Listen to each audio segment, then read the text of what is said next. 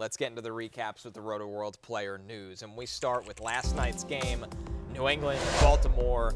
The big stories coming out of this game was the injuries, but from a fantasy perspective, it's Stefon Diggs scoring 20-plus fantasy points for the second time this season, Matthew. Yeah, on benches everywhere, by the way. No one started him. That's right. No, there was more yards and points that he'd had in the previous 3 games combined.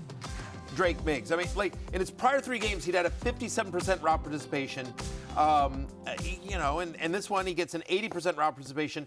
In games in which he sees 7 or more targets, he averages almost 18 fantasy points per game. But when he sees 5 or fewer targets, it's just 7. Like, he's not a big touchdown guy. He needs the volume. Yep. They were obviously very pass-heavy last night. And Diggsy went off, but, 10 targets, 9 for 138. He was awesome. It's just like, where's this been? Yeah. All season long. They finally needed it. Yeah. I mean, first 300-yard game of Drake May's career. He was on my bench in my this Superflex Dynasty League, which I will talk about throughout the show, and I'm very bitter about. I had Mike Evans and Amon-Ra St. Brown starting over him, which seemed right at the time. Right, the OPI heard around the world. Yeah. This Patriots offense, it's a great argument against democracy. Yes. Because everyone gets a voice in this offense, and it's really annoying. I don't think we need the Democratic offense. I don't understand why Diggs just hasn't had a more voluminous season, because he's clearly still got it. And he seems to just step up in these big primetime games, goes off against the Bills that first Sunday night game, torched the Jets that Thursday night game, goes off last night's Sunday football. Is somebody just saving him in reserve for when they're on primetime? It's very odd. They just take him off the field a lot. Yeah. And last night, finally, they didn't. He had the 80% route participation, which was his 3rd most this year. But the problem leading up to it, Jay, is like, Diggs ran 52% of the routes. Diggs ran 50. Maybe they're He was managing. bad. He's been bad for like a month. The thing is, when he's on the field, he's good. It's just in fantasy, volume is king, and he is not. Yeah. Not even the land of the one-eyed man. You haven't used that one. The one-eyed man is king in the land of the blind. In the land of the obviously. In the land of the blind, the one-eyed man is there king. It is. Yeah, of course. I missed that one this year. Stuntman Chuck 85, Jay advocating for communism. That's what I'm here for. I believe Shane Falco in Other Replacements was also advocating for communism in his own type of way. Yeah. Exactly. One of the great films. Yeah. Better than Godfather Part 2. Honestly, that's why Jay came from Australia to America. Yes. Yeah, communist land. Communist land. Yeah, exactly. Yeah, Australia was originally part of the Eastern Bloc. People don't know this. By the way, coming over to bring your propaganda to the States.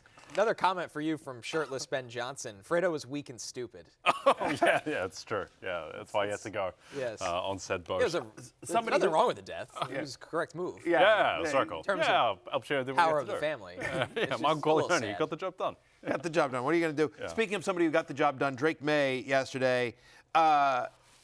Is he not the favorite for the MVP? I haven't checked the odds this morning, but no, it's Stafford's minus 215 at DraftKings, which I think. Look, Drake Maye was phenomenal last night, and the Patriots only have 3 losses on the season. I think Stafford is still going to win the award. The stats are just so overwhelming. I think if Stafford takes care of business, beats Atlanta on Monday Night Football, I think he will win MVP. But if he loses that game or has a bad showing, then Drake Maye is clearly the guy who will rise up now after Josh Allen. Josh Allen 6.9 fantasy points yesterday. He didn't really do anything. Didn't assert himself in that conversation. So I think it's Maye versus Stafford. I think Stafford has the edge for now. 3rd straight 20-point game and 8th this season. It's tied for the 2nd most 20-point games behind Matthew Stafford. It's been unbelievable. By the way, my 2 quarterbacks in the League of Assholes, Matthew Stafford, Drake Maye. Also, I'm absolutely crushing in this week in the loser bracket. You have Derrick Henry, you have Chase Brown. Yeah. You're complaining about your team being garbage. You got the 2. What do you mean? You got all these superstars. They all started slow. The 9th place game? Yeah, exactly. Nice. That's exactly right. Good time for everybody to show up. Yeah, exactly. So annoying. So annoying. That's how everyone felt with Ashton Genty as well. Like, my God. There's a lot of those. I think a lot of people are going to have the same emotion that I have of yesterday, where my team went berserk in the fantasy semis in our league. So I have Jalen Warren, I had JSN previously, Brock Bauer. My team was going to put up almost 200 points. I had DJ Moore earlier. Yeah. It's I've wasted all these good games because I'm going to beat Steven by 100 points or something. Didn't need this. I need this Jalen Warren game next week in the final. And that's what's going to happen. Because my team's not that good. It's a little banged up. Herbert. This is a weird fantasy season.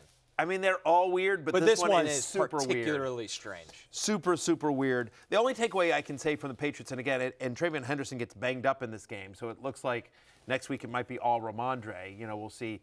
Hopefully he can make it back. But and whatever, Hunter Henry, another guy that like has done nothing, and all of a sudden then Hunter Henry catches a touchdown. It just feels like I don't know that you feel great about Stefon Diggs moving forward.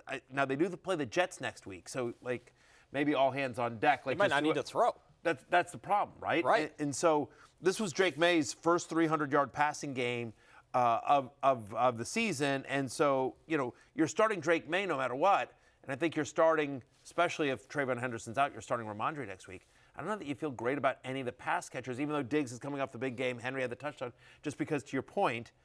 Democracy reigns in New England. Democracy reigns in New England. In the Commonwealth. Say that. Right, exactly. It's a little bit too much. There's just too many voices, unfortunately. The good news on the Ravens side, if there's any, Derrick Henry has his most rushing yards since week 1. The bad news is, after about 13 minutes left in the fourth quarter, we never saw him again. It was like a kind of old school NBA tanking move where like all the starters come out in the fourth quarter. It's like, why are the Raptors pulling all their players? But the Ravens needed to win this game to stay alive in the division. So I have no idea why Henry, particularly on the final drive, why it was the Keaton Mitchell show.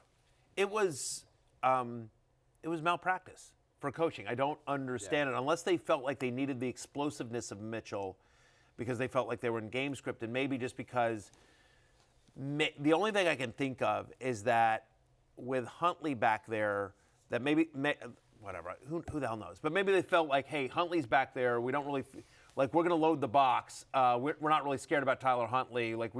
So they felt like having Mitchell in there versus Henry gave them more outs. Right, as opposed to like if Henry's back, if they've got Huntley on our center and Henry's in the backfield, New England knows, all right, well they're just going to try to run and let's just stack the box. So maybe with Mitchell in there, maybe there's a dump off. You've got more sort of space. I don't know. It was. The issue is, but I'm trying to defend something that I think is semi-indefensible. Harbaugh after the game pretty much regretted it. Yeah, of course. So I don't think you have to defend anything. Collinsworth called it out on the broadcast too. There was one early down play action play with Keaton Mitchell as the back. I'm sorry, that's just got to be Derrick Henry. Derrick Henry has more gravity on a first down play action call. So yeah, very strange. This is how bad it was, because if regulars, you guys remember, Jay Croucher was talking about how Keaton Mitchell's better than Derrick Henry. Exactly. At the beginning of the end. Yeah, right. But last night made me reevaluate that stance. Exactly. Yeah. Ryan Oswald, not even the excuser can find an excuse of why Henry was out. Yeah, no, exactly. That's when you know it's a wrong decision. I wonder I think he probably will, but I know there are people calling for Harbaugh's head at the end of the season. It might just be a fresh start for both sides kind of thing. Yeah. Harbaugh will have a new head coaching job elsewhere. Yeah, and the Ravens maybe look for a fresh start. Yeah. I mean, they're one of the most disappointing teams in the entire NFL season. There's no way around it. Injuries or not. Yeah. I mean, Lamar missed time, but he missed 3 games. They should be. It's not like the Steelers have run away with this division, and now the Steelers are very likely going to win the division. They're minus 1,000. This is a bad loss. Obviously tough to lose Lamar. I now need. I'm in the finals of a guillotine league, and Lamar was my quarterback. So I now need somehow need Jonathan Taylor to outscore Chris McCaffrey and George Kittle tonight to win this guillotine league. Seems improbable, but possible. Seems unlikely. But if Lamar had just gotten me, a normal game, I win this league going away. Well, you want some more positive news? Yes, sir. The streets are saying that all your Sunday Night Football bets cashed last night. Oh, wow, this is true. Look at this. This is true. The Roto-World streets. Yeah, the parlay cash I had an outline with Henry with the rushing yards. I had an anytime touchdown for Derrick Henry, and of course Drake May to do 270 passing and rushing yards combined. So that all cashed, along with my Barry's bet, which was just the over on Drake May passing. That obviously easy cash. It's now 5 in a row for Barry's bet. Whoa! Wow. Parlays are tough. Obviously, that's why the odds are so high on the parlays, because they're less likely to win. But the Barry's bet is always what I sort of judge myself on, and so we've been hot lately. So 5 in a row for the Barry's bet. I also picked the Patriots to win. Oh, Jason wow. Garrett picked the Ravens. The reason I bring that up is because it's me and Jason Garrett. We keep track of all the people on Football Night in America. We keep track of our game picks. Jason won it last year. I won it 2 years ago, and so it's Jason. Battle of the Titans. It's just you two every year? Yeah. What's everyone else doing? Last year was Jason Garrett. The year before it was Rodney Harrison. The first year I was in. I finished second to Rodney last year, I believe, and then the first year I was here, I won it. So I got a shot at winning it again. Jason and I are now tied. heading into Week 17. There's a lot of people who make picks. It's strange that it would come down to 2 guys 3 out of the 4 years. Right. But that's all right. There you go. Let's have I the don't know. gift. I know what to tell you. It's like Josh Allen and Mahomes. Yeah. That's sort of That's how it's, that's often compared like that. But anyway, it was a good night. Good night at the office for the betting. Thanks to everyone who tailed me as well. I don't know that there's a real takeaway here from the Ravens side of the ball either, other than it was nice to see Zay Flowers have. I mean, not nice because I was playing against him and I just needed that. Like they give up a rushing touchdown. You're like, dude, killing me. But Zay Flowers was fantastic. Yeah. Also, good luck setting a line for Packers Ravens next week on Saturday night. Jordan Love in the concussion protocol. Malik Willis dealing with an injury. Shoulder injury. Doesn't sound optimistic at the moment. Yeah. Packers are -2.5 right now, which again is just complete guesswork. Yeah. I don't even know who the third string Packers quarterback is. Do you? Let's look at their It roster. was Sean Clifford, but he's not on the team anymore. No, they cut him. Yeah.